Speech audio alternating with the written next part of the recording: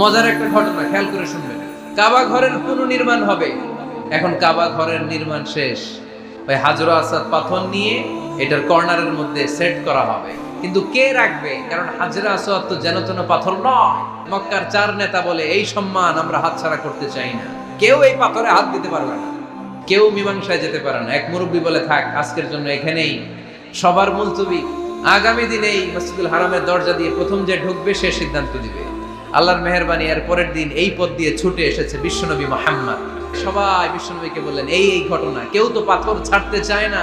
বিশ্বনবী বললেন, কই পাথর? জান্নাতারে বললেন, ও জান্নাতা, কাপড়ের 4 কর্নারে তোমরা ধরো। বিশ্বনবী নিজ হাতে পাথরটা নিয়ে কাপড়ের মাঝখানে রেখে দিলেন। এবার বিশ্বনবী আগে আগে যায়, কাবার কাছে যে বিশ্বনবী আবার নিজ হাতে পাথরটা তুললেন, আবার নিজ হাতে কাবার ভেতরে রেখে দিলেন। পড়েন সুবহানাল্লাহ।